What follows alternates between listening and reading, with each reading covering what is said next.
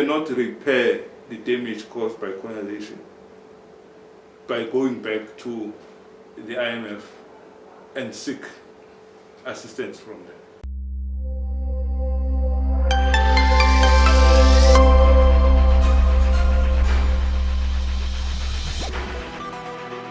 Siyabingelela Ntuthuko Khuzwayo. So in our tradition, when you introduce yourself, you start with the genealogy.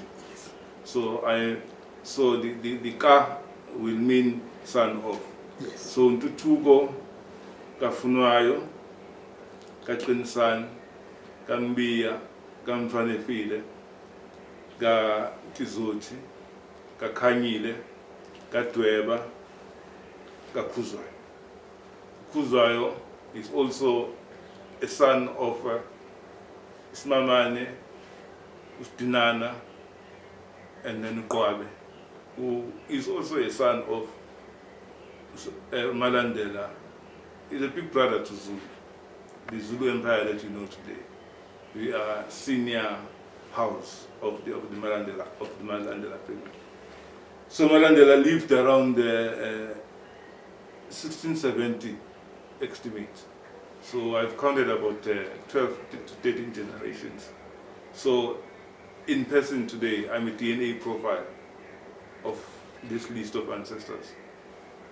So as a practicing activist on history and heritage, I am very, very, very much trying to be informed of the elements of what that defines us as Abantu, not just humans, but a deeper concept of Ubuntu and the social systems that our ancestors in the Southern Africa developed in terms of the social structure. So today that is called the Indigenous Knowledge System, the IKS. So I've played a part also in terms of lobbying and advocacy in the development of a number of legislations that are related to African traditions, and also invested a lot in terms of in that lobbying into pushing for those new legislations. The recent legislation is it's the IKS Act of 2019. It's the South African Indigenous Knowledge Systems Act, Act number 6 of 2019. It has been a very long process because we started, I would say, literally fighting from 1996. Because in 1996 we have a white paper on arts and culture, which recognizes the importance of the heritage and indigenous knowledge. But when it comes to the development of the legislation, let's say from the policy to green paper, white paper, to the full policy document, and then the development of the legislation, in South Africa that process takes about 3 years for an act to go through those stages. But when you deal with the African knowledge systems and also trying to invest in culture, our reality that we have been exposed to is that from 1996 to 2019, that has been a very slow process. Because the first reason is there's a lack of interest groups that are interested in that kind of a knowledge system. Because we were colonized, and whatever that was us was degraded into a level that is subhuman by those that came as our oppressors from the north. So the oppressor made the point that whatever that is your identity is nullified, and you don't exist as a person. So in terms of your identity, your culture, and your rights to land, so the South African native communities are not keen to look at that kind of a knowledge system to say there is an opportunity for investment in that space. If you invest in that space, there are direct fruits and benefits. Here we are talking about culture in terms of the language, in terms of the ways of doing things, in terms of design. Like we have these beautiful instruments today that are only referred to as artifacts, because as we were colonized, they were degraded into collector's items by those who came and colonized us. So I'm operating in that space. In terms of being access to education, yes, I had that privilege. So therefore I could speak English. I went in few institutions, primary education here in Durban, and also in a rural area, because in the 70s there was this challenge of 1976. So I was supposed to start a primary school in Mlas in 1976, and then there was chaos. So due to chaos, most of our age group were then transferred to rural areas. So I then completed my primary school in Melmort and Vanefield, which happens to be my great-grandfather's farm. As I said, I'm born of Vanefield. He lived from 1820 to 1908, and he was a very great entrepreneur in terms of practicing his economic ventures within the available trade of that particular period. So we'll talk about him one day when we provide him proper. But by the time he passes on, his estate had about 12 farms, and they had about 8 big sites in major towns around Durban. So, and I think the total value of his balance sheet was about 13,000 plus pounds, British pounds. So it was a big success for an African person in that particular period. So that tells you, even today, if we could have a format of a better education system, a system that encourages us to tap into the land, encourages us to believe in ourselves, and then trade with the world. Because it's very difficult to trade with the world if you don't have what in economics they call it, they talk of balance of payment, but they call it a competitive advantage. That there is a product that you must be have a competitive advantage on, so that then you can then trade with the world. Because the concept of foreign trade is based on the bartering system. So South Africa today is challenged by that, but we are going to talk deeper. So I had an opportunity to go through a few universities, University of Zululand, where I did pedagogics. It's called the pedagogics. It's education. You train to become a teacher. And then I then went to Western Cape, did a postgrad diploma in economic development. UNISA. There I did few local government diploma, and also another diploma at the center by Thabo Mbeki. Thabo Mbeki has it's called the Timali, which is for leadership training. So I was interested to look at how he approaches IMETA, and also the concept of, then Thabo Mbeki was promoting thought leadership. So I was interested in learning further on that. I also did that. Then I had an opportunity to participate in major projects in South Africa. One, as an activist, prior the return of the ANC, we were involved in the underground work. So my adventure in that space, I would say adventure because it was a high risk.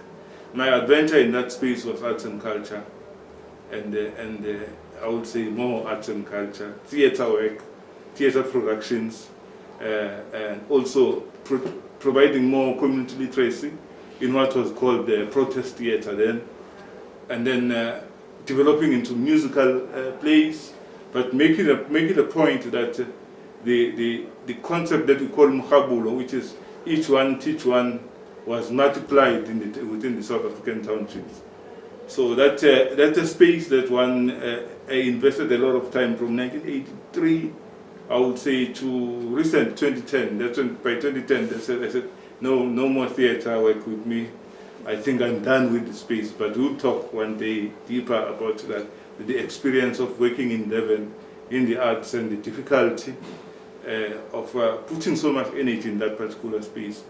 I think that could be the summary of the profile I can present.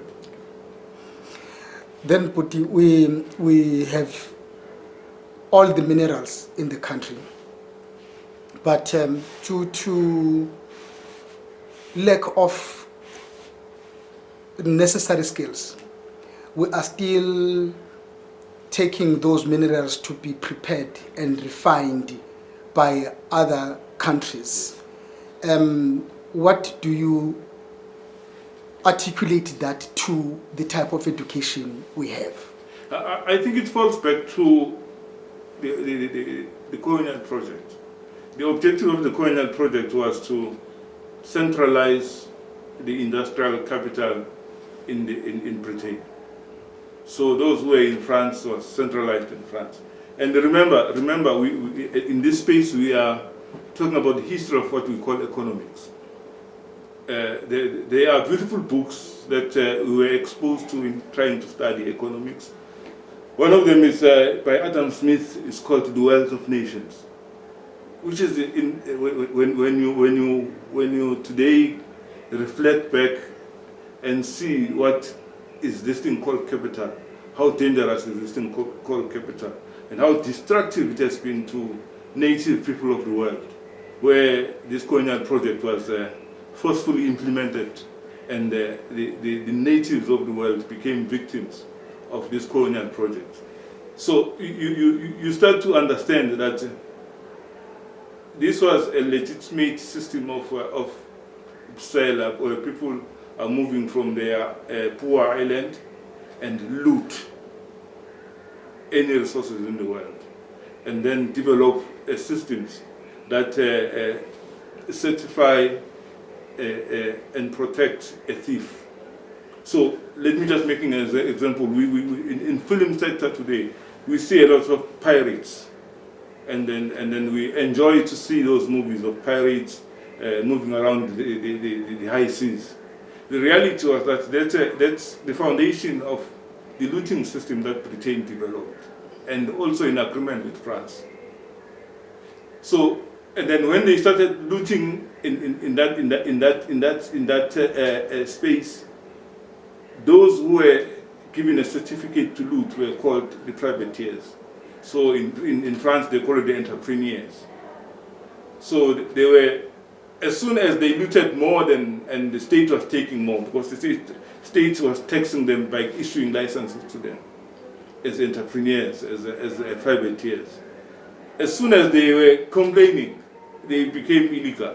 So then they became pirates. So, but as the native people in Southern Africa, we were exposed to that kind of organized looting. So here, history tells us of the Dutch East India Company from Netherlands, and then the British SA Company. So at the fall of the Dutch East India Company, the British SA Company rised.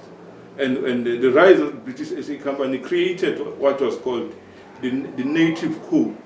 How do we regulate access to economy and the development of the natives in Southern Africa?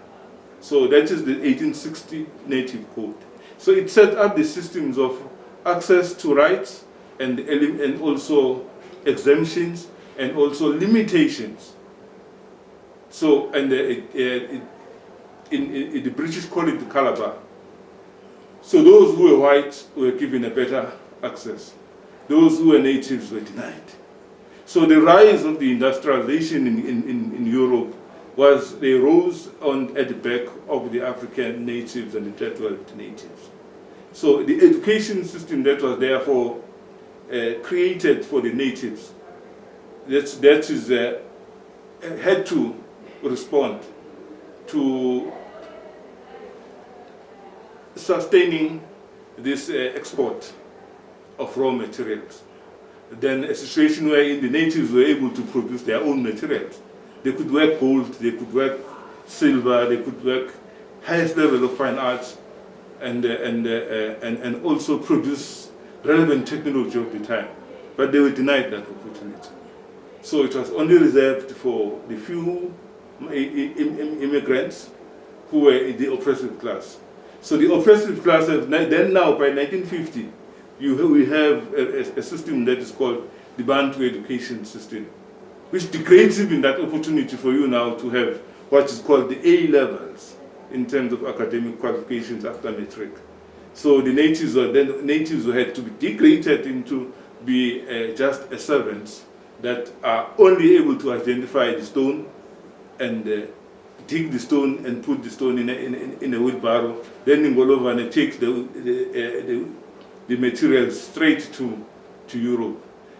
So we are 100 years within the industrial age based on mining, extraction and mining.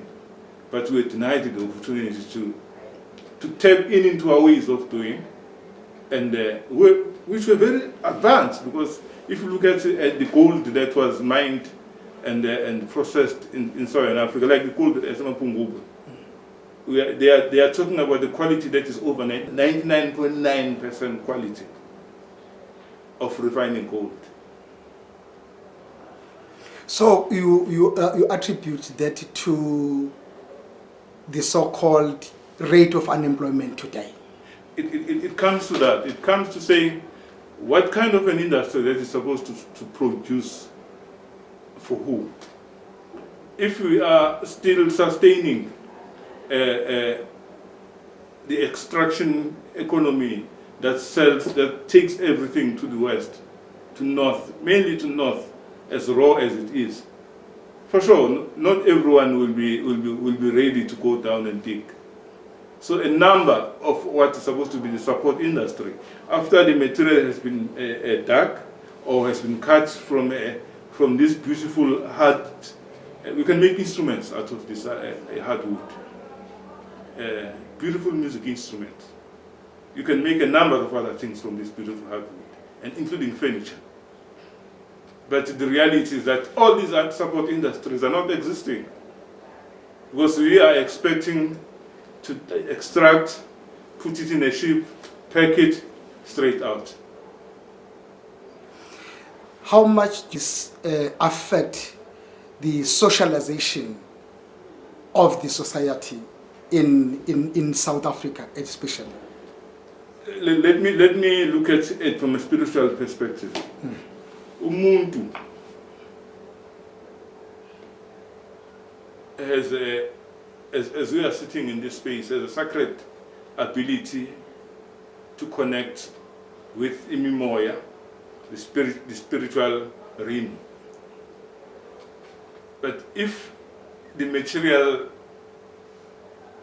elements that sustains you as a human being are not enough, you are challenged to reach that level, which is a level of creativity, which is a level that allows you to dream beyond the physical. So in terms of innovation, the lack of spiritual fulfillment, and that which I call it cultural poverty, the African majority are denied that particular opportunity.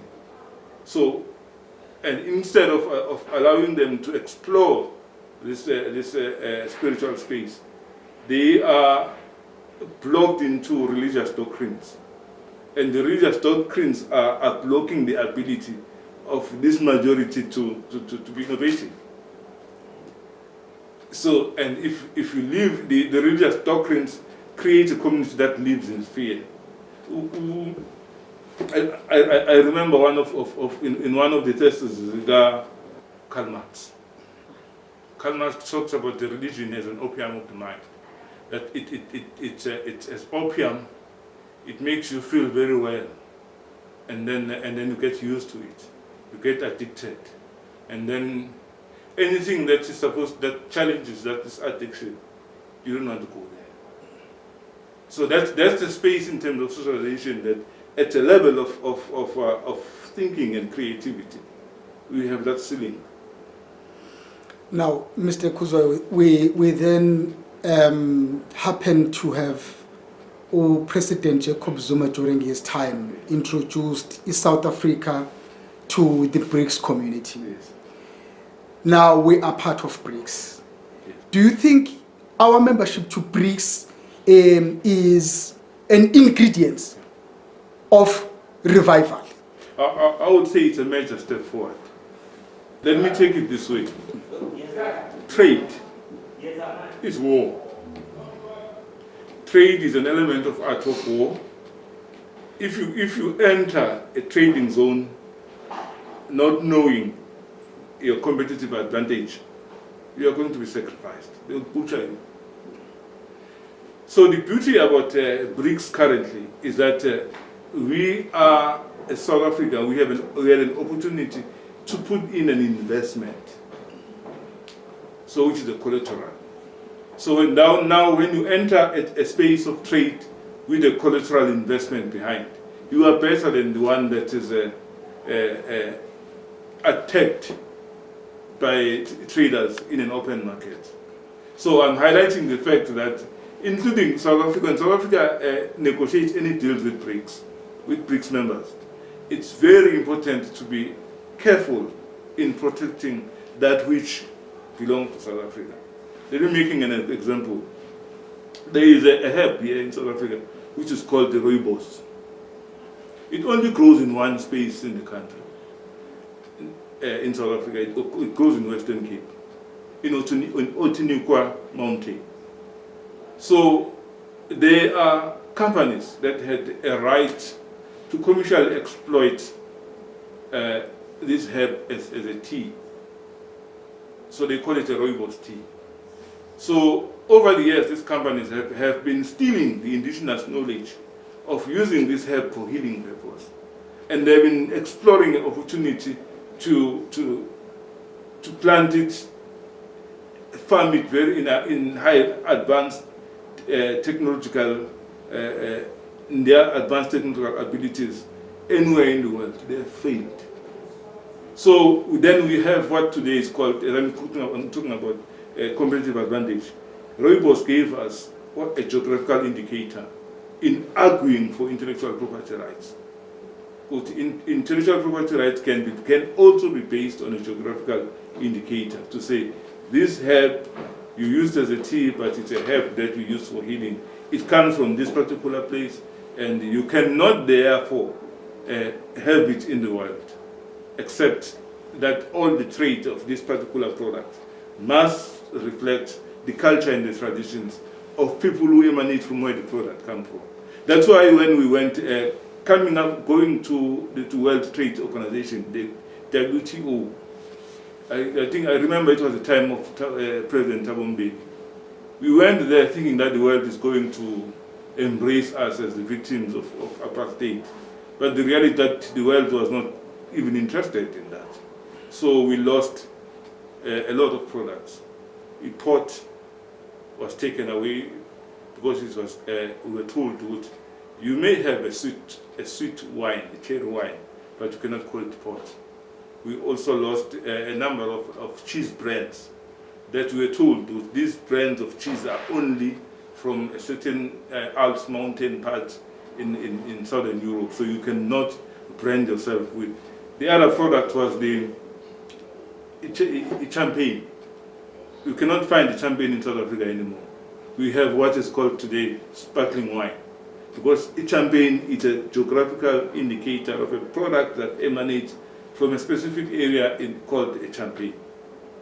So based on that, even trading within BRICS, we need to be very careful of our intellectual property rights and trade as fair as possible.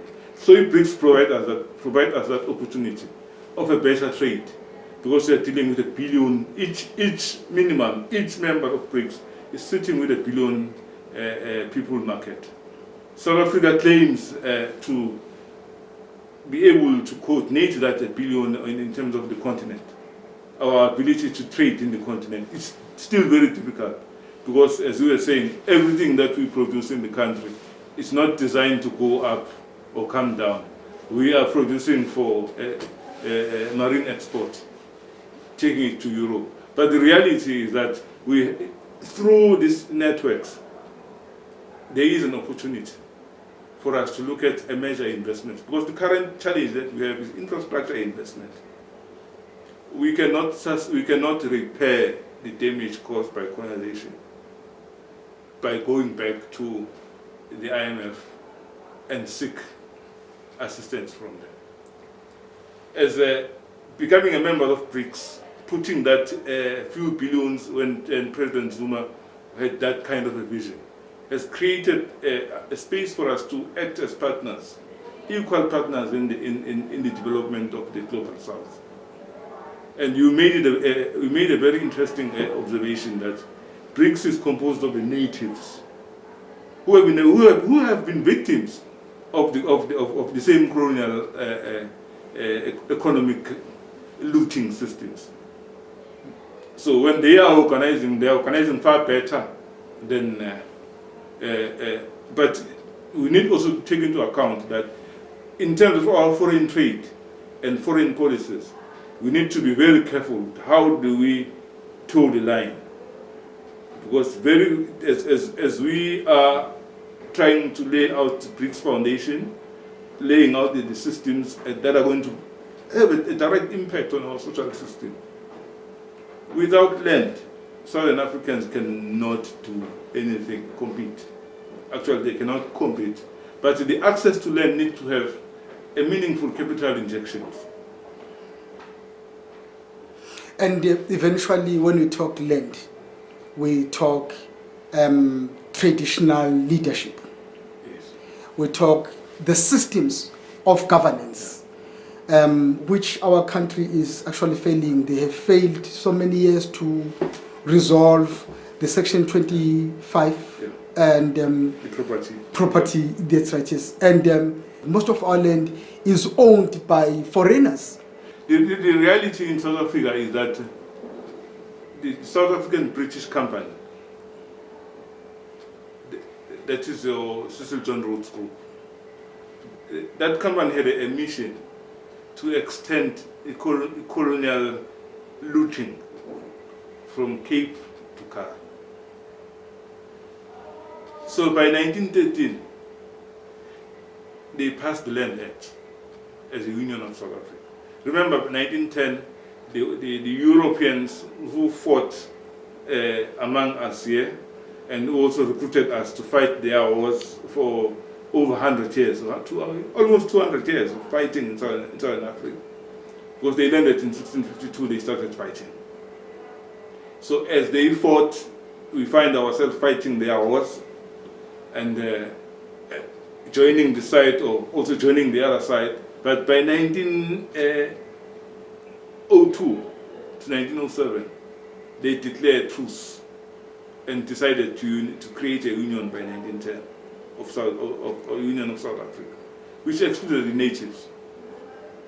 And that Union of South Africa by 1913 regulated the land to say 7% of the land will be reserved for natives, and then the other is taken by the state. Remember, you have a group of people who have been here from 1652 to today. In terms of their security of TINA, in terms of the land system, they cannot produce any authority in terms of saying to you, this is a portion of our land. The reality is that it's the commercial institutions. That's why I say let us go back to the Dutch East India Company and the British South African Company. That these two entities, when they merged, they created a lot of what we call today the South African banking system. So the land in South Africa belongs to banks. White communities that are here in South Africa are so poor, in most of them, are sitting on a permanent bonds. The middle class in Southern Africa, people who have gone through education, who had access to a stable income at the end of the month, most of them are sitting in a serious bonds. They hold no property in terms of the Section 25 of the Constitution, if we talk of the property rights.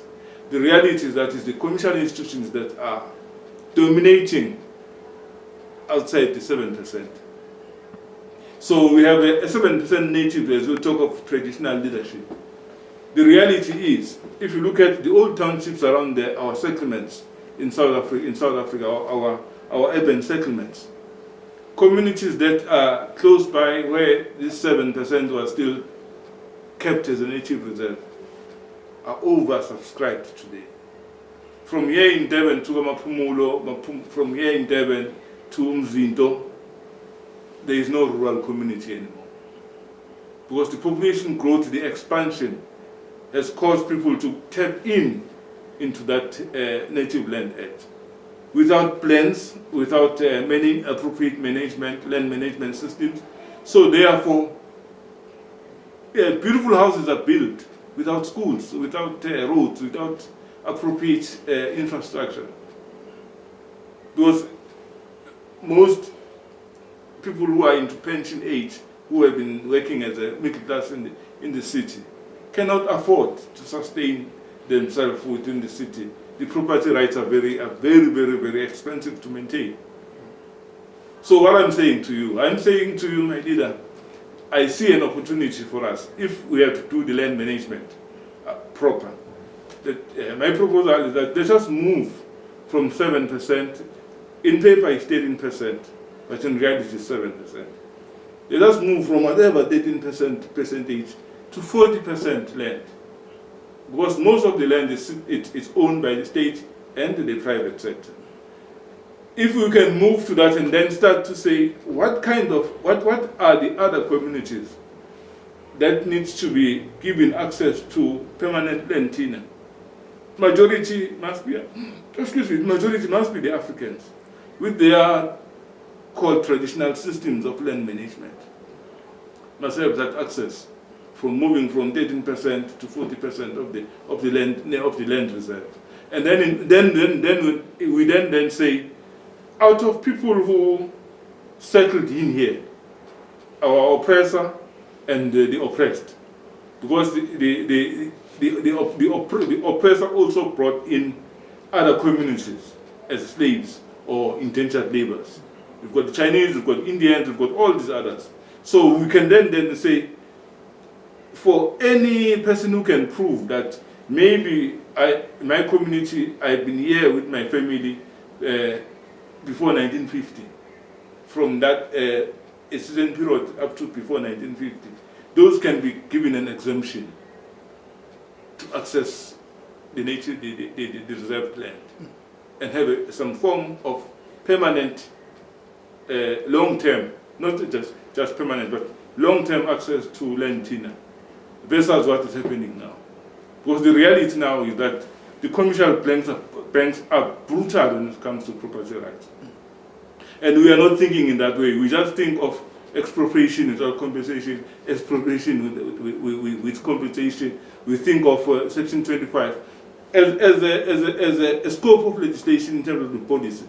Section 25 is relevant. But the reality is that there is no willing seller. There may be willing buyers from the native communities, but the reality is that the native community has no capital. So the state is supposed to play that part. So then the willing sellers are not keen, because the willing sellers are commercial institutions. Most families who are of European descent, who holds any title deed, if you can go to them and say, show me your title deed, the reality is that is not with them. Most of them are sitting on a very long-term bonds. So in short, we're saying when we're going to BRICS, we should go and discuss land. It's very vital. We discuss type of education. Very vital.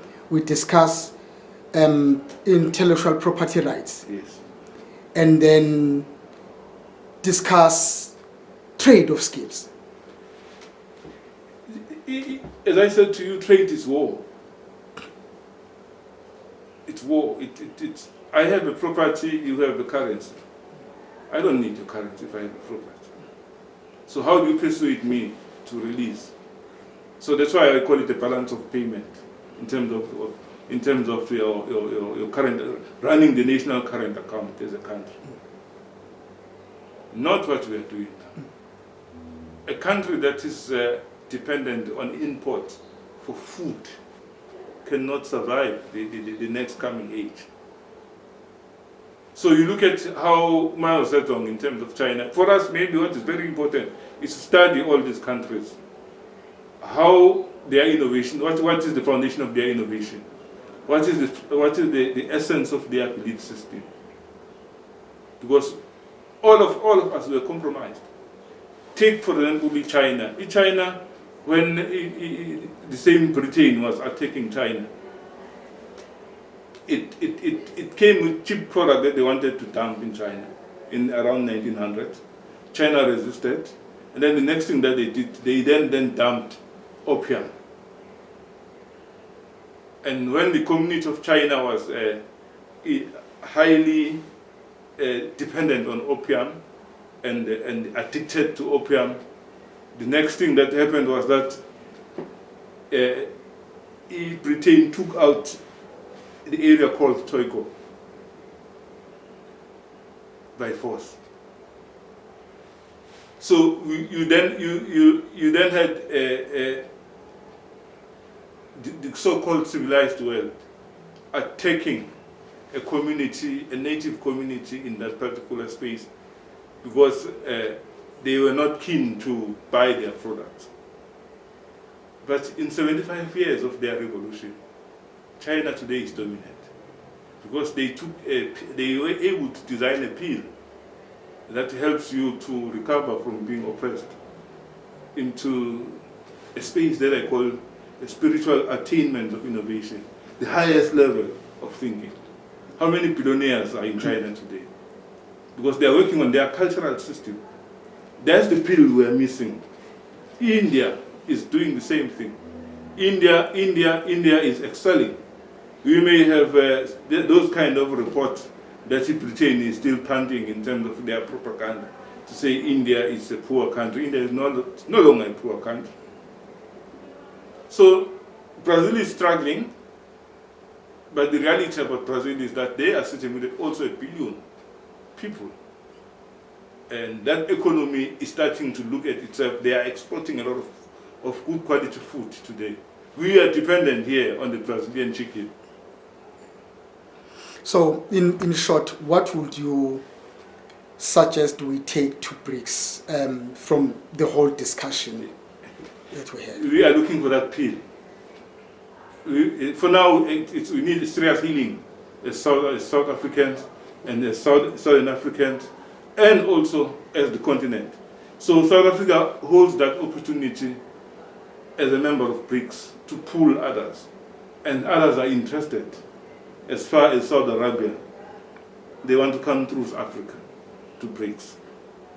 As far as the conflict areas of Iran and all these other spaces today, those people are native people that are sitting with oil. They are victims the same as we are.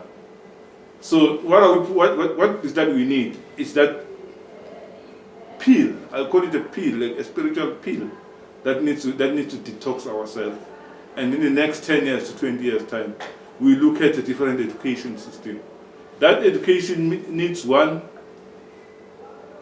learn the languages of people that we are trading with.